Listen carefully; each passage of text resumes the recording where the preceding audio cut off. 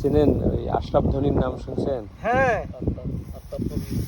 না আগো তো আসো দাও আশরাফ ধনী। আমি তার নাতি। আশরাফ ধনী নাতি আমি। আমার বাবার নাম কি? আমার বাবার নাম শামসুল মিয়া।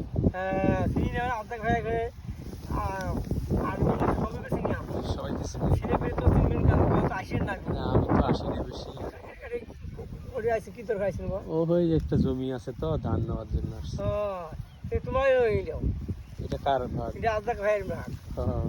ওই আর্মি ভাগ ফাঁকা আছে ফাঁকা সৌদি ভাইয়ের ভাগ যাও ভাইয়ের ভাগ আছে সৌদি ভাইয়ের ভাগ আছে কোটি কোটি কোনো অংশ এই এতটুকু হইলে আমি জানি না না অবশ্যই। এই যে তোমার জন্য এটি থাকি এই যে এই থাকি ওই বাড়ি বাড়ি সমুদ্রের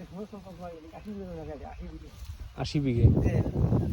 এখন ফিরে হালাড়ে না ভাইয়ের মেলায় না না তাই ওই 10 শতক পায় ওই 5 শতক পায় এরকম মিলি মিলি খায় না তাই তো ভাইয়ের বেশি হয়ে গেলে তো বুঝেনি।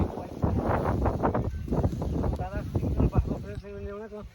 ছেলে দেওয়া পাইনি সেদিন তোমার ওরা পয়সা ওরা ভালো নেই না না তাই তো আমি আসি না যে। কত আসবেন কেমন তুই ওই আমার ভূমি আজকে সারা দেখা আসিয়ে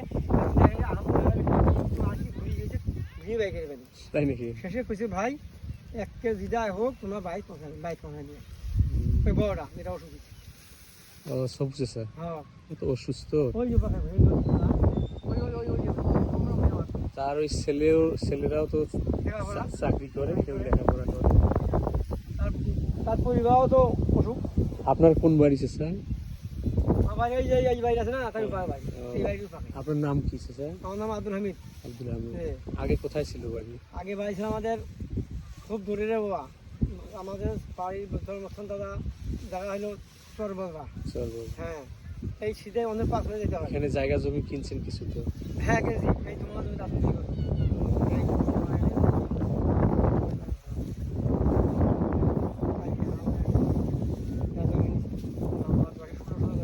ভালো নিলাম 6 শতক আর 10 শতকে বানিয়ে দিই না না ঠিক কামলা আছে।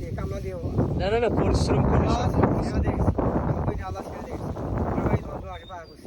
ভালো হচ্ছে।